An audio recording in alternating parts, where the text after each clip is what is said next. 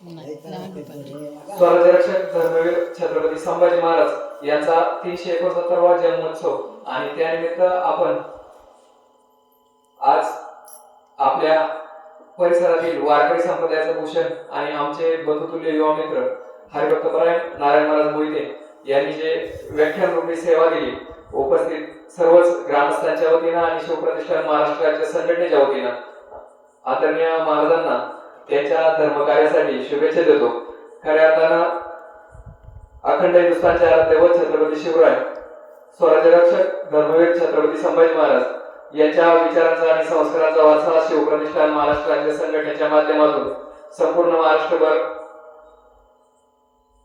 पसरवत असताना खऱ्या अर्थानं राहुल डेंबरे फक्त नाव आहे, खऱ्या अर्थानं पाठीमाग खूप सारे पाठिंब्याचे म्हणा मार्गदर्शनाचे हात आहेत. हे सामाजिक शिवकार्य खऱ्या अर्थानं अखंड हिंदुस्थानचे आराध्यदैवत छत्रपती शिवराय, स्वराज्य रक्षक धर्मवीर छत्रपती संभाजी महाराज यांच्या चरणी समर्पित करत असताना अगदी सर्वसामान्यांना समजेल अशा सोप्या भाषेत मोहिते महाराजांनी आपल्याला मार्गदर्शन केलं. हे खऱ्या अर्थानं आपल्या सर्वांच्याच जीवनात मार्गदर्शक नक्कीच राहणार आहे. आणि मी नेहमीच सांगत असतो, आई वडिलांची स्वप्न पूर्ण करणारी मुलं त्यांच्या आयुष्यात कधीच अपयशी होऊ शकत नाहीत. खऱ्या अर्थानं वारकरी संप्रदायाचा वसावासा म्हटलं तर संत ज्ञानेश्वर माऊली असतील, जगद्गुरु संत तुकोबाराय असतील, ज्यावेळी त्यांना समाजाने त्रास दिला त्या समाजाला नाव न ठेवता खऱ्या अर्थानं त्या समाजासाठीच संत ज्ञानेश्वर माऊलींनी जीवन समर्पित करून खऱ्या अर्थानं विश्वशांतीसाठी पसायदान लिहिलं.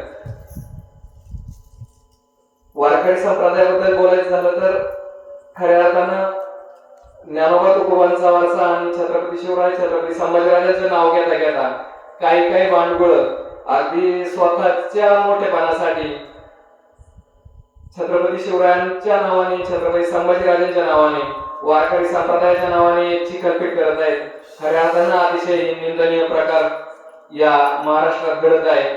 मी त्याचा निषेध करत असताना खऱ्या अर्थानं अखंड मराठा साम्राज्य, ज्या मराठा साम्राज्याचा म्हणजे तत्कालीन मराठे, त्यात काय कुठली जात नव्हती, प्रांत म्हणजे मराठा हा प्रांतवाचक शब्द, त्या मराठा साम्राज्याचा विस्तार आटक ते कटक, त्याचप्रमाणे तंजावर ते पेशावर ही ओळख मराठा साम्राज्याची होती. पण तत्कालीन मुघलांच्या पाहुण्यांनी खऱ्या अर्थानं या मराठा साम्राज्याच्या नकाशाला विरोध केला आणि खऱ्या अर्थानं ज्ञानाची गंगा म्हणतो आपण शिक्षण क्षेत्रामध्ये त्याचा शिरकाव झाला आणि त्या मराठा साम्राज्याचा नकाशा NCERT-ने हटवला.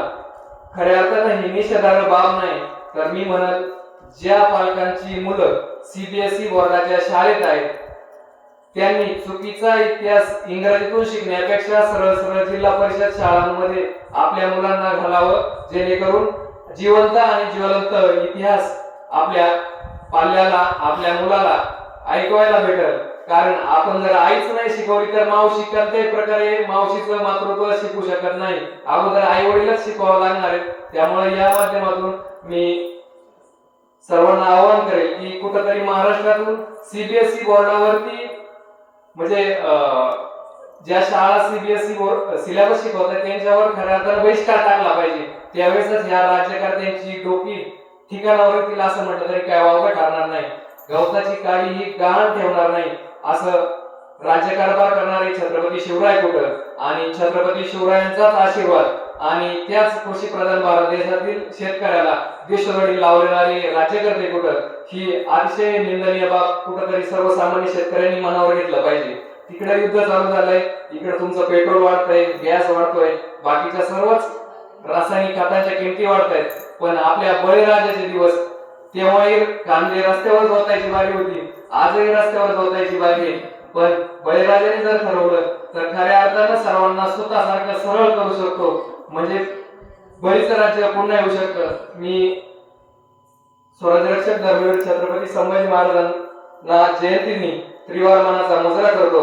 उपस्थित सर्वांचं खऱ्या अर्थानं या जन्मोत्सव साजरा करत असताना दरवर्षीप्रमाणे आपण भव्य बाल संस्कार शिबिर घेतलं, त्याचप्रमाणे आपण एक संकल्प केला की आपल्या परिसरातील विद्यार्थ्यांना छत्रपती शिवरायांचा एक किल्ला स्वराज्य रक्षक छत्रपती संभाजी महाराजांच्या जन्मोत्सवानिमित्त फिरायला न्यायचं। त्यामध्ये अखंड हिंदुस्थानचे आराध्य दैवत छत्रपती शिवराय यांची जन्मभूमी किल्ले शिवनेरी असेल, त्याचप्रमाणे स्वराज्य रक्षक धर्मवीर छत्रपती संभाजी महाराज यांचं जन्मस्थान किल्ले पुरंदर असेल। मागच्या वर्षी आपण मुलांना नेलं होतं, त्याचप्रमाणे याही वर्षी आपण स्वराज्य संकल्प भूमी म्हणजे खऱ्या अर्थानं ज्या ठिकाणी स्वराज्याचं देखणं स्वप्न पाहिलं गेलं ते राजमाता आईसाहेब जिजाऊ आणि शहाजीराजे भोसले यांचं वास्तव्य लाभलेला किल्ला म्हणजे आपल्या अगदी जवळचा असणारा पेमगिरी किल्ला म्हणतो आपण त्याला। तिथं शहाजीराजांचं वास्तव्य होतं म्हणून त्या गडाला शहागड असं नाव पडलं आणि तीच खऱ्या अर्थानं त्या ठिकाणी एक महाकाय वटवृक्ष आहे महाराज, जवळपास 4.5 एकरामध्ये आहे आणि आख्यायिका सांगितली जाते की राजमाता राष्ट्रमाता आईसाहेब जिजाऊ तिथे दर्शनासाठी जायच्या। त्या ठिकाणी आपण मुलांना नेलं। यामध्ये ज्यांचं योगदान लाभलं त्या सर्वांचं ऋण व्यक्त करत असताना आपण पुढच्याही वर्षी एका किल्ल्यावरती आपण आपल्या परिसरातील विद्यार्थ्यांना आणि विशेष करून आपल्या परिसरातील महाराज मंडळीच्या माध्यमातून जिथं कुठं बालसंस्कार शिबिर असेल त्या बालसंस्कार शिबिरातली मुलं देखील आपण त्या किल्ल्यावर नेणार आहोत असा शब्द देतो। पुन्हा एकदा यामध्ये सहभागी झालेल्या सर्वांचं मनपूर्वक सहर्ष स्वागत ऋण व्यक्त करतो आणि थांबतो। जय जिजाऊ, जय शिवराय, जय शंभूराजे।